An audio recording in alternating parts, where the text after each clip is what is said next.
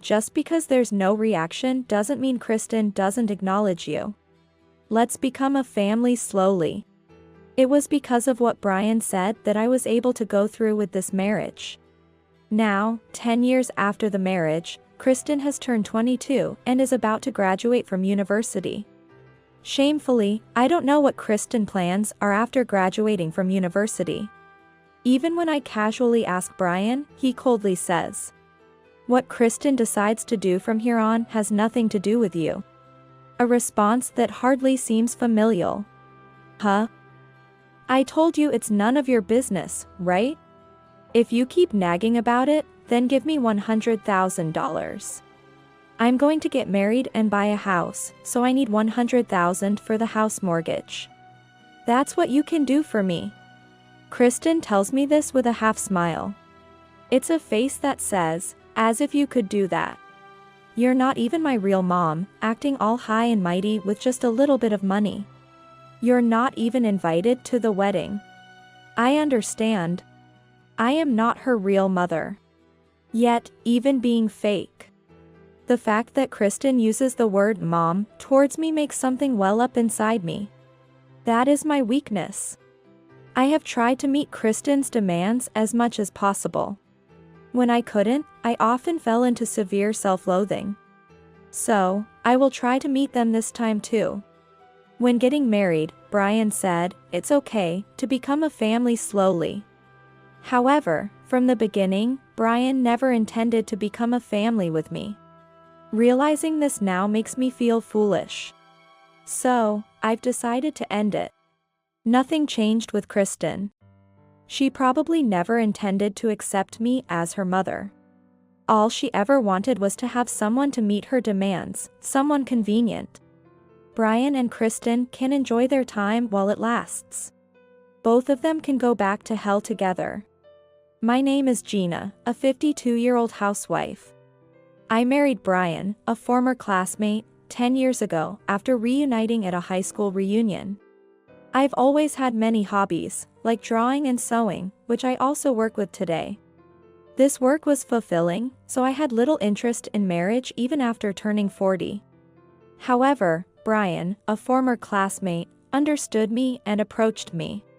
When Brian and I started dating, the first person he introduced me to was his daughter, Kristen. She was 12 at the time, a sensitive age, and during our first meeting, she didn't speak at all, just played with her smartphone. Even when I tried to talk to her, she wouldn't even nod in response. Despite that, I actively tried to involve myself with Kristen. But the response was lukewarm, and sometimes she would sigh deeply. I thought I couldn't marry under such circumstances, but Brian said, just because there's no reaction doesn't mean Kristen doesn't acknowledge you. Let's become a family slowly. Thanks to him, I was able to commit to the marriage. My apartment was spacious enough for one person, let alone three. So Brian and Kristen moved into my apartment, and we started a new life together. Accordingly, I updated all the furniture and appliances to family size before the marriage and prepared for a life together. I decided to start by fulfilling whatever Brian and Kristen wanted, without forcing myself to become a mother. This approach seemed to work as Kristen gradually started to ask for more, like, "Wash this by tomorrow, please." She was involved in sports in junior high, so most of her requests involved laundry. I was happy to do it, feeling joy in running the washing machine every day. However, outside of her requests, I felt like I was just heir to Kristen. Even when watching TV together in the living room, Kristen would only talk to Brian. If I said something, it was as if she didn't hear me. Yet, when she needed something, like juice, snacks, or a blanket, she would ask. Still, it was better than being completely ignored, so I responded immediately. But since I also work, I couldn't always meet her demands. I often work at home, but sometimes I'm too busy to spare any time. When Kristen requests something like, "I want stew now," or "buy cheesecake from the shop in front of the station," I can't always comply, leading to her dismissively retorting, useless, and returning to her room. I felt self-loathing for not meeting Kristen's demands, and wished she would understand my work more. The same was true for my husband, Brian. Brian approached me strongly after the reunion. However, it seems like he subscribes to the "once you've caught the fish, you don't need to feed it" philosophy, as our conversations have dwindled since getting married. Even when I bring up classmates or reminisce about the past, he says he's too tired to talk and shuts the conversation down. Indeed, he often comes home tired from work. So I've decided to let him set the pace for our interactions. But hardly ever does Brian initiate a conversation with me. In fact, his attitude towards me, much like Kristen's, is to only make demands when needed and otherwise treat me as if I'm not there. This being my first marriage after turning 40, I convinced myself that perhaps this is what marriage is like. Now, 10 years into our marriage and 10 years as Kristen's legal mother, their treatment of me as if I were invisible, except when needed, had not particularly changed. I've tried my best to juggle work and household duties, ensuring neither Brian nor Kristen feel neglected. When Kristen was in high school, she would often invite friends over for loud gatherings. One time, the mess they made was blamed on me when Brian got home. Brian said, "You were home, weren't you? How could you let this happen when an adult was present? This is all your fault. Make sure you fix everything." Indeed, I was home but busy working in my office. Nonetheless, without making excuses, I spent all night cleaning up. Kristen's smug laugh at the situation is something I can't forget. Whenever Kristen got into trouble at school, it was always me who had to deal with it. If she stole something from a classmate, I was the one apologizing profusely to the teacher, the student, and their parents. I was prepared to apologize as many times as needed. I knew Kristen didn't want to be scolded by me, so I never blamed her directly. When I tried to explain things to Brian, hoping he would talk to her, he would say, "It's your lack of supervision. Why should Kristen need to be scolded? Reflect on this by yourself." It was always deemed my responsibility. Moreover, though I was the one who was always called to school for Kristen's misbehavior, I was never allowed to participate in any of her school events. Brian would attend those alone.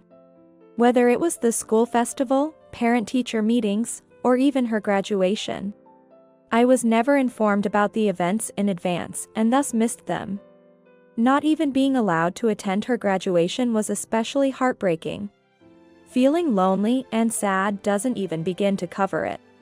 The overwhelming sensation was one of being an inadequate part of the family, even after 10 years.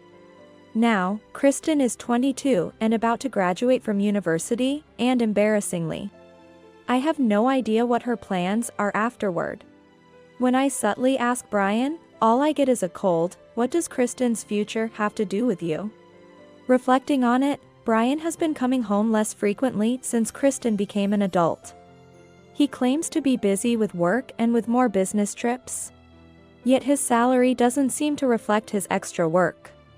Instead, our savings, which we started building together after marriage, seem to be dwindling. Asking Brian about it only leads to evasive answers. I sighed heavily, resting my cheek on my hand at my work desk, when I received a call from the president of the company I work with. It was a job offer. I accepted the job without hesitation and ended the call. That's right, I have work. I have important work to be proud of, so for now, I'll focus on doing my best at my job. I refocused on my desk with a renewed sense of purpose. One day, while I was outside taking out the trash, the wife next door rushed over to me. "Congratulations. I heard Kristen is getting married?" I was taken aback. This was the first I'd heard of Kristen's marriage. Brian was so happy talking about it. "You had the family meeting already, right? The boy comes from a good family, doesn't he? Kristen is so lucky." I had no knowledge of any family meeting. Was it Brian who attended alone? I felt like my blood was draining from my body. I managed to smile to hide my shock. If this was true, it was incredibly sad that such important news wasn't shared with me. Back home, I started the washing machine. In almost 10 years of daily laundry, had Brian or Kristen ever expressed gratitude? Of course, I didn't do household chores to be thanked. I did it because I thought of myself as part of the family, doing my part for everyone. As the washing machine filled with water, I reflected on the various emotions of the past decade. If Kristen is getting married, perhaps this could be a new chapter for her. While loading the clothes, I picked up one of Brian's shirts. It was imbued with the scent of women's perfume. Looking closer, I found traces of makeup and lipstick. Even if he tried to hide it, doing laundry every day made these discrepancies obvious. Yes, I've felt this unease since Kristen reached adulthood. Yet I've continued to serve without complaint. Similarly, since stopping attending university as frequently due to her impending graduation, Kristen started going out in the afternoon and often wouldn't return until the morning. Brian and Kristen, they live so freely. Perhaps it's time I also found my freedom. I sense the end of my relationship with both Kristen and Brian.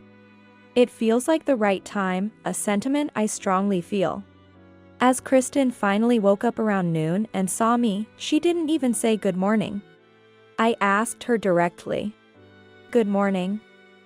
Is it true you're getting married? Kristen paused, about to drink water, at my question. After taking a gulp, she said, "It's none of your business," and turned to go back to her room. But I continued the conversation. Of course it's my business too, we live together, after all. I want to celebrate with you.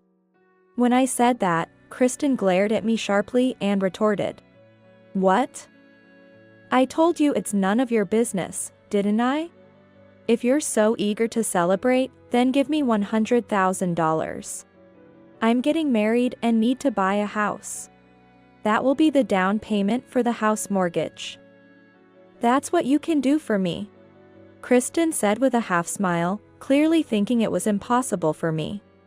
I have always tried to meet Kristen's demands as much as possible. There were times when I couldn't, then I fell into severe self-loathing. So, I decided to meet this demand too. Understood. I said that and took out my smartphone. Even at my age, in my 50s, using a smartphone is no big deal. After finishing with my smartphone, I looked at Kristen. She was still giving me a sharp look. I've transferred the $100,000, which was the online banking limit. Check it for yourself. Congratulations on your marriage, Kristen. At my words, Kristen's face twisted. Gross. I was already used to Kristen's reactions. So, whatever she says, I no longer get upset. With that face, you might scare away your fiancé, you know? I just gave you $100,000, so the least you could say is thank you. Normally, I wouldn't speak to Kristen like this. But something had already ended inside me. I should have spoken my mind like this from the beginning. There's so much I regret. But regrets won't help me move forward. So, it's time to end it. A fake mom acting all high and mighty with just a little money. You're not even invited to the wedding. Kristen looked at me with laughter. I know. I'm a fake mother. Yet, even being fake, just the word mom coming from Kristen makes something well up inside me, revealing how weak I am. You know, my fiancé's dad is a big shot at a top apparel company. My fiancé also works there and is set to take over the company in the future. In other words, he's on an elite path.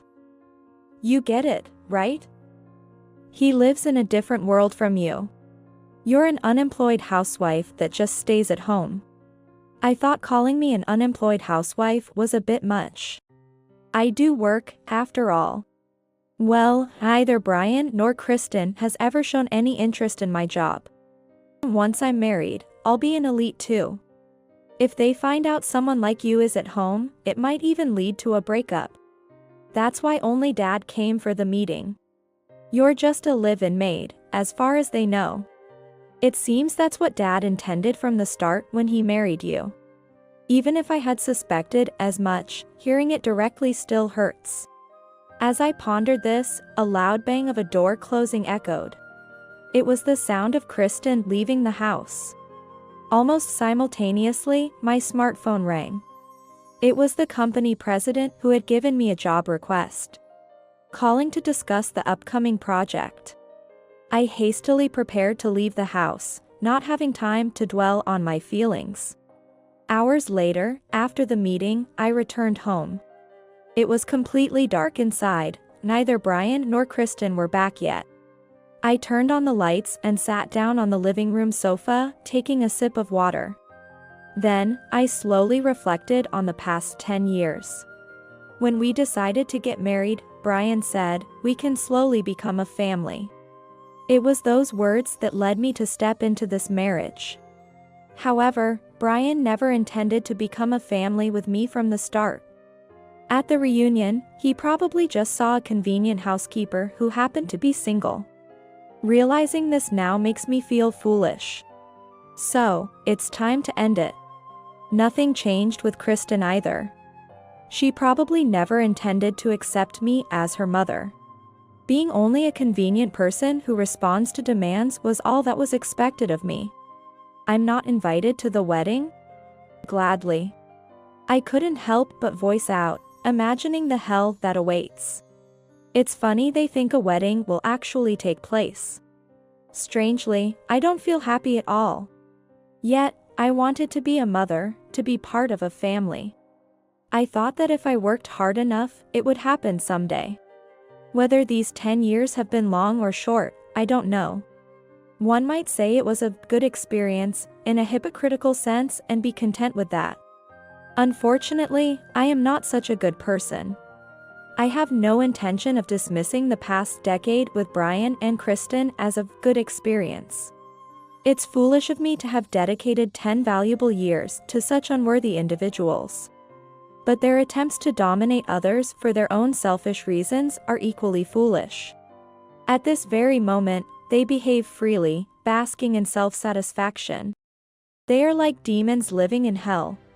Brian and Kristen can enjoy their delusions for now. Soon, they'll both be returning to hell. On that day, I visited a towering building in the city center. The first floor housed a large bridal salon, popular for managing everything from ceremonies to receptions and fitting wedding dresses. It's run by the most influential apparel company in the area, known for its momentum. I smiled at the receptionist at the entrance. Being a familiar face, it was easy for me to get into the salon. A couple was there today to select a dress. I came to greet them, as the groom is the son of the president I've been closely working with. The job he requested was for his son's wedding. I believe the design I submitted recently is one of my best works. I hope the bride likes it. I paused outside the room guided by the salon staff, hearing the bride's laughter from within, likely trying on dresses. Never think this happiness would last forever. "What are you doing here?" Kristen exclaimed in surprise upon seeing me. "Gina. Why are you here?" Despite it being a weekday afternoon, Brian was there. His presence puzzled me, but it no longer mattered. President Owen, the president who had been grateful for my work, stood beyond them. "Gina, thank you for coming. We're deeply grateful for your contribution. I'm thankful to our relationship." Seeing President Owen bowing deeply to me, Kristen made a puzzled face. "Father, why are you bowing to someone like her? This person is..." Before Kristen could finish calling me a mere helper, another man in the back interrupted her statement. "We've been waiting for you, Gina." With his tall stature and refreshing demeanor, he resembled a fairy tale prince. This man was the groom, James Owen, the son of President Owen. "It was I who invited Gina. Having her here for the dress fitting shouldn't be a problem, right? Kristen was wearing a pure white wedding dress. Despite the saying, clothes make the man, it suited her well. No, James, this person isn't my mother or anything. So, it's troubling that she was called here. That's right, James. I'm going to divorce this woman. So, she's an outsider. Can you ask her to leave? Amidst the chaos, a divorce declaration was made, but it didn't bother me in the least.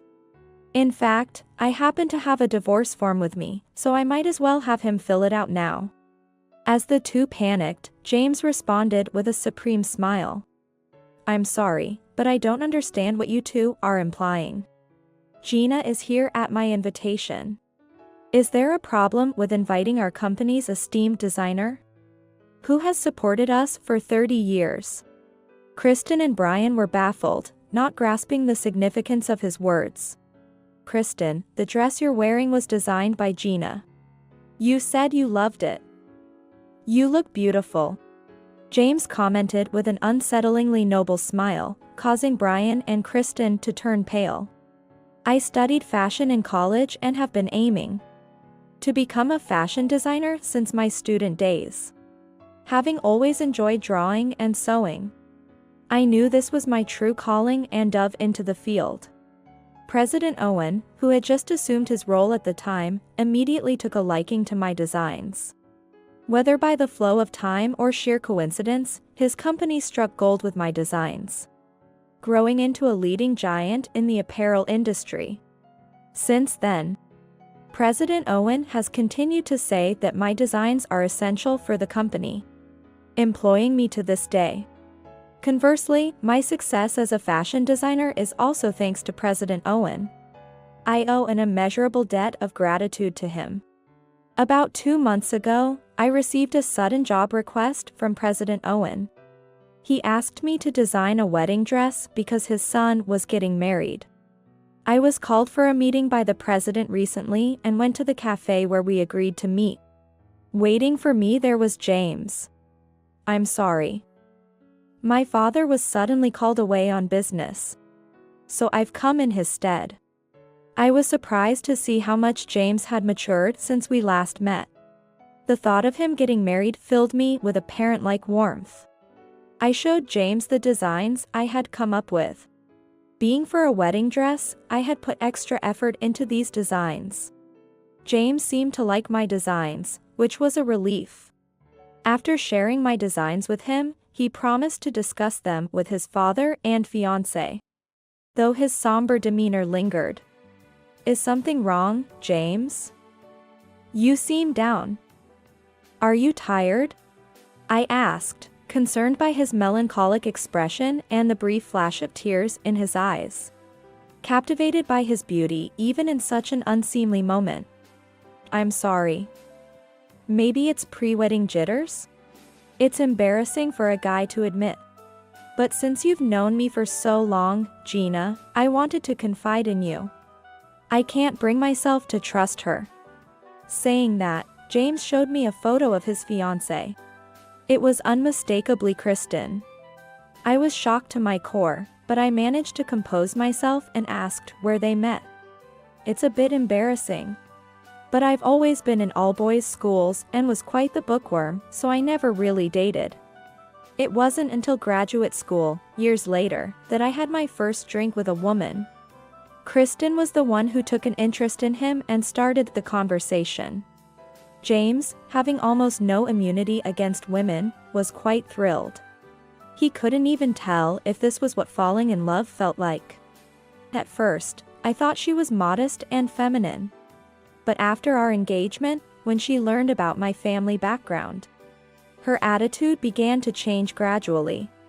Kristen started demanding money for various reasons. James, not wanting to upset her, complied with her requests. This sounded all too familiar. Despite demanding money, she doesn't wear expensive items or indulge in lavish meals. I wonder what she's using it for. Should I really go through with this marriage?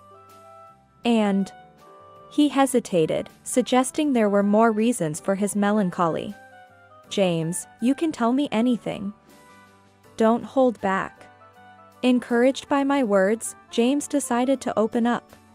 Her father, my future father-in-law, I was told he remarried 10 years ago. But as far as I can recall, he's been involved with several women.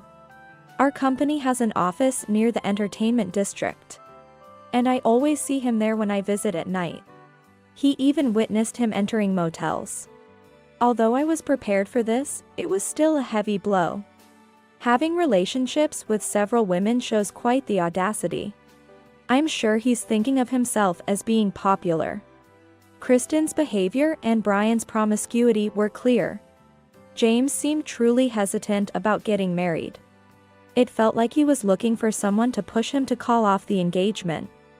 Given his position as the president's son and having already met the families, he found it difficult to bring up breaking off the engagement.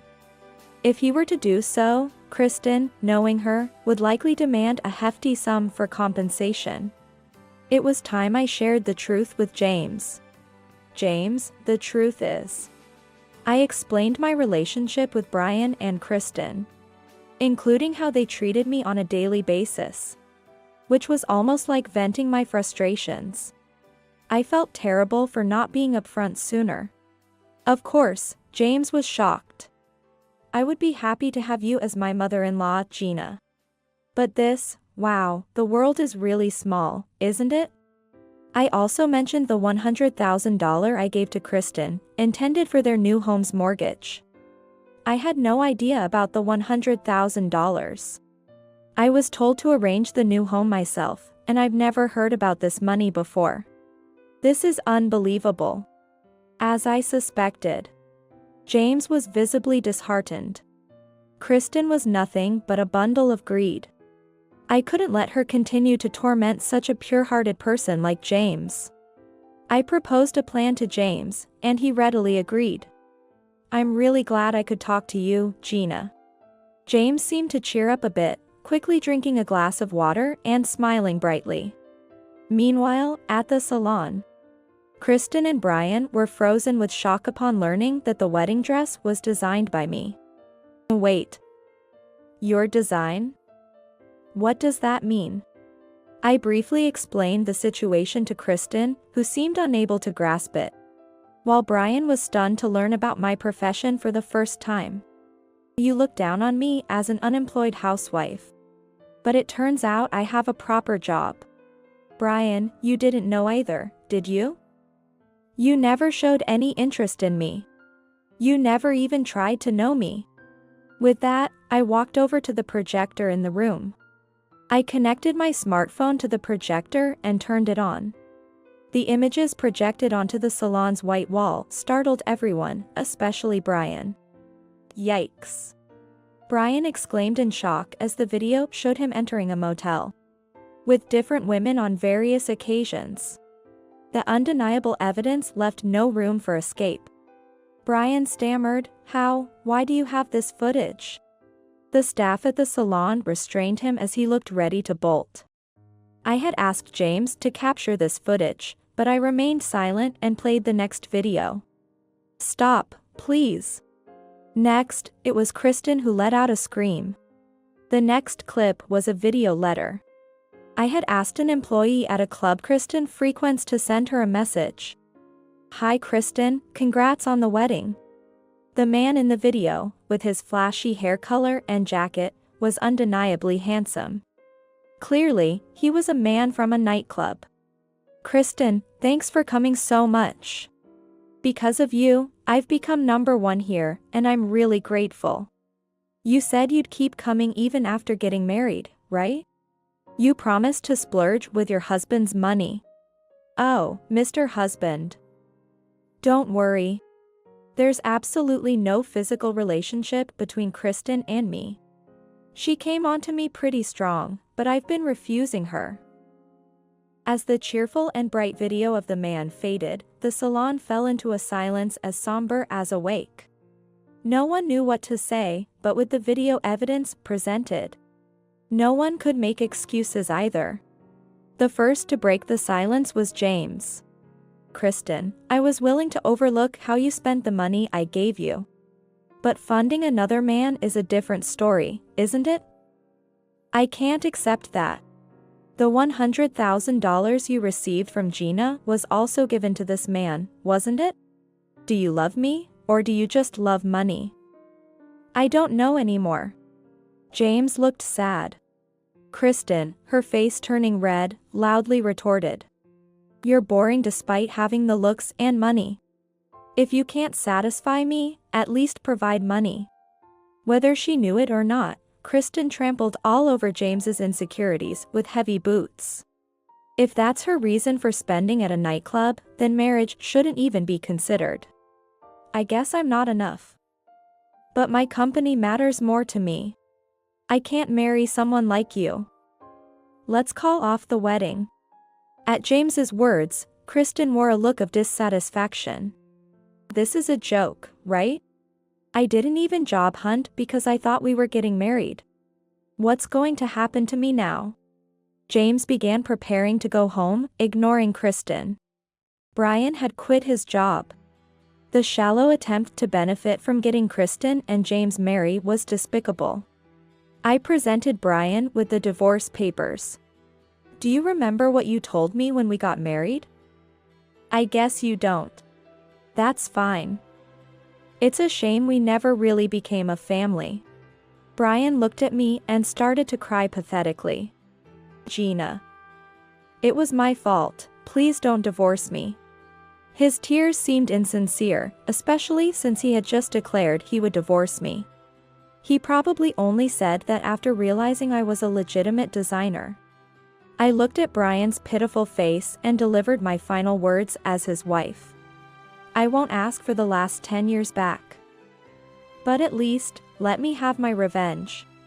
I'll be claiming compensation, so look forward to it. Not just for infidelity, but also for the treatment you and Kristen subjected me to. Which is considered marital harassment. So, I'll be claiming for that too. Goodbye. Brian collapsed to his knees, truly crying this time. What? Why? You're going to claim compensation from me too? What do you mean by marital harassment? You can't prove that. Kristen furiously raged, face twisted in anger. Unfortunately for her, it can indeed be proven. Shortly after we got married, I started carrying a voice recorder in my pocket at all times. Now, after 10 years, it seems like it's finally going to see the light of day. And boy, does this woman have a temper. She's not my daughter, not by a long shot. Come on, get out of that dress, will you? Pure white doesn't suit you at all. You know what would? A demon mask. With that, Kristen became even angrier and started causing a scene. Only to be restrained by the salon staff. If she's got that strong of a will, she'll manage somehow in the future. Seeing Kristen's true colors, President Owen couldn't hide his shock as he left the salon. James, on the other hand, seemed to have weight lifted off his shoulders. Escorted kindly by James, I left the salon, which had turned into a scene from hell. Only Kristen's cries of despair echoed behind us. James, it looks like work is going well for you. Since then, James and I occasionally meet for coffee. He says this incident is partly due to his own naivety and has no plans to demand any compensation. For now, he's putting marriage out of his mind and focusing on his career. I'd like to work overseas someday. My father is also considering expanding our business abroad. I heard your designs are quite popular overseas, Gina. James spoke of the future with sparkling eyes. Kristen, who missed out on marrying such a fine young man, is truly foolish. Naturally, I had Brian and Kristen move out of my apartment. The savings that were supposed to be split in the divorce had been squandered by Brian on other women, leaving them with barely any money. They're now living modestly in an apartment, paying off the compensation to me by working day in and day out at part-time jobs. Kristen, never having worked a day in her life and with a too strong personality. Apparently can't hold down a job. Brian called me crying about it once, but I just brushed him off. Let's have coffee again, Gina. With those words, James headed home, and I waved goodbye. I hope James finds a truly wonderful partner next time. With a motherly sentiment, I prayed for his happiness. Today is a beautiful day. The blue sky seen through the window is dazzling. As we approach winter, the air is cold, but the sunlight feels warm. What will people wear on such a beautiful day? I always think of these things when I imagine designs. To have them take shape, be worn, and bring smiles to people's faces, that's my wish. So today, too, I sit at my desk, drawing designs, hoping for the happiness of whoever will wear them.